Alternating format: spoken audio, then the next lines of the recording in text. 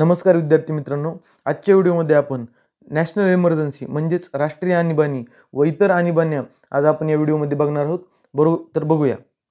तर पहिल्यांदा आहे राष्ट्रीय आणीबाणी, त्यालाच नॅशनल इमर्जन्सी सुद्धा असे म्हणतात.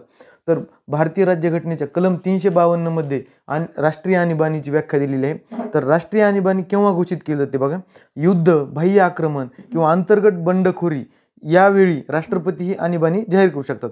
म्हणजे जर भारतावर दुसऱ्या देशाने आक्रमण केलं किंवा भारताने दुसऱ्या देशासोबत युद्ध केलं तर यावेळी ही आणीबाणी लागू होते. त्यानंतर आणीबाणीचे परिणाम काय होतात, म्हणजे आणीबाणी जाहीर केल्यानंतर होतं काय, तर आणीबाणी जाहीर केल्यानंतर नागरिकांचे जे मूलभूत अधिकार असतात, जे स्वातंत्र्याचे हक्क आहेत हे ते म्हणजे अभिव्यक्ती स्वातंत्र्य, संचार स्वातंत्र्य यांच्यावर बंधनं येतात. व तसेच राज्य सरकार जे असतात, आपल्या भारतातले जे राज्य आहेत त्यांची जी सत्ता आहे ती पूर्णपणे केंद्र सरकारकडे जाते. म्हणजे सत्तेचं केंद्रीकरण होतं आणि भारताचे सर्व निर्णय हे केंद्र सरकार घेतं. याला म्हणायचं राष्ट्रीय आणीबाणी. बरोबर, तर राष्ट्रीय आणीबाणीचा कालावधी किती असतो, तर राष्ट्रीय आणीबाणीचा कालावधी सुरुवातीला 6 महिन्यांसाठी असतो. बरोबर, एकदा 6 महिन्याला झालं त्यानंतर प्रत्येक 6 महिन्याला त्याची मुदत संसदेकडून वाढवून घ्यावी लागते. आणीबाणी कंटिन्यू किती वेळ चालते, तर अगणित टाईमसाठी आणीबाणी चालते, म्हणजे 6 महिने वाढवल्यानंतर. तर मित्रांनो, तर भारतामध्ये अशी राष्ट्रीय आणीबाणी किती वेळ लागली आहे, तर आपल्या भारतामध्ये अशी राष्ट्रीय आणीबाणी एकूण 3 वेळा लागली. तर ती 3 वेळा कोणती कोणती बघा. पहिल्यांदा 1962ला इंडो चायना वॉर. बरोबर आहे, 1962ला इंडो चायना म्हणजे भारत चीनचं जे युद्ध झालं 1962ला, त्यामध्ये भारताचा पराभव झाला होता, तेव्हा एकदा आणीबाणी लागली होती. त्यानंतर 1971 म्हणजे बांगलादेशची ज्या युद्धात निर्मिती झाली, म्हणजे भारत पाकिस्तान युद्ध जे युद्ध झालं तर त्यामध्ये बांगलादेशाची निर्मिती झाली, त्यावेळी सुद्धा आणीबाणी लागली होती. त्यानंतर भारतीय लोकशाहीवरील एक काळा डब्बा असं मानलं जातं 1975ची आणीबाणी. अंतर्गत अशांतता म्हणून या कारणाखाली इंदिरा गांधी यांनी भारतात आणीबाणी लागू केली होती. तर ही सर्वात वाईट वेळ होती. बरोबर आहे, 1975ची अंतर्गत अशांतता या कारणाहून आणीबाणी. त्यानंतर हे कारण संसदेत घटना दुरुस्ती करून हे कारण हटवलं, अंतर्गत अशांतता. त्यानंतर बघा, त्यानंतर राज्य आणीबाणी.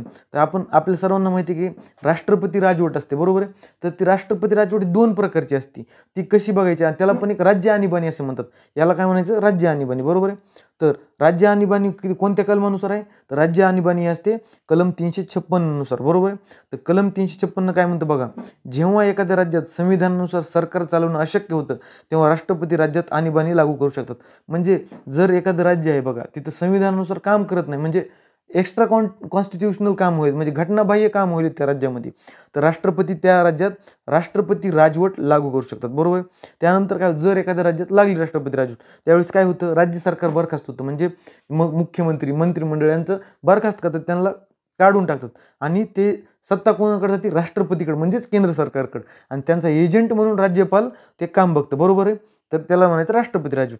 तर राष्ट्रपती राजवट ही जी राज्यामध्ये ते आणखी एका प्रकारे असते, ती पण बघूया आपण. तर पहिल्यांदा राज्य आणीबाणीचा कालावधी किती असतो, सुरुवातीला 6 महिने. बरोबर आहे, सुरुवातीला 6 महिने. त्यानंतर हा मॅक्सिमम 3 वर्षापर्यंतच वाढवा येतो, हे महत्त्वाचं आहे. बरोबर, किती, मॅक्सिमम 3 वर्षापर्यंत वाढवावा लागतो आणि प्रत्येक 6 महिन्याला संसदेची मान्यता घ्यावी लागते वाढवायला. बरोबर आहे, त्यानंतर बघा राज्य आणीबाणीचा दुसरा एक प्रकार आहे कलम 365 मध्ये. बरोबर, तर कलम 365 काय म्हणतं, जर एखादं राज्य सरकार केंद्र सरकारच्या कोणत्याही विषयावर दिलेल्या मार्गदर्शनाचं पालन करत नाही, म्हणजे केंद्र सरकारनं बरेच आदेश दिले एखाद्या राज्य सरकारला जे देशहिताचे आहेत किंवा महत्त्वाचे आहेत किंवा संवैधानिक आहेत, तर ते राज्य सरकारनं पालन केलं नाही किंवा त्याच्याकडे दुर्लक्ष केलं तर केंद्र सरकार की राष्ट्रपती राजवट लागू करू शकतं. कोणत्या, 365 कलमानुसार. हे सुद्धा महत्त्वाचं बघा, कोणतं, 356, 365. त्यानंतर बघा, आता आहे महत्त्वाचे आर्थिक आणीबाणी, याला म्हणायचं फायनान्शियल इमर्जन्सी. तर आर्थिक आणीबाणीचं कलम कोणतं आहे, आर्थिक आणीबाणीचं कलम आहे 360.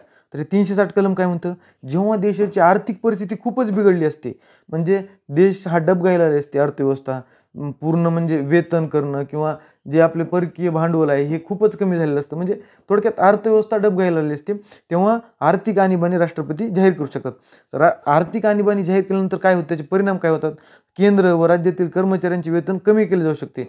बरोबर आहे, फक्त कमी केले जाऊ शकते आणि सर्व देशातील जी आर्थिक अधिकार आहेत किंवा आर्थिक निर्णय घ्यायची पॉवर ह्या ऑटोमॅटिक केंद्र सरकारकडे जाते, बरोबर आहे.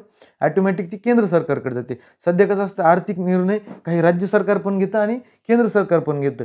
तर जेव्हा आर्थिक आणीबाणी लागू होईल तेव्हा सर्व निर्णय हे केंद्र सरकार घेतं, बरोबर आहे. त्यानंतर आर्थिक आणीबाणीचा कालावधी किती असतो, तर आर्थिक आणीबाणीचा कालावधी हा संसद वेळोवेळी निश्चित करते. ते एक्झॅक्ट नसतं, कारण अर्थव्यवस्थेची स्थिती कुठपर्यंत ती नीट होईल किंवा व्यवस्थित होईल ही सांगू शकत नाही. त्यामुळे घटनाकारांनी आर्थिक आणीबाणीचा टाईम हा संसदेवर सोडून दिलेला आहे, बरोबर आहे. अशा प्रकारे आपला आणीबाणी हा चॅप्टर संपलेला आहे. धन्यवाद.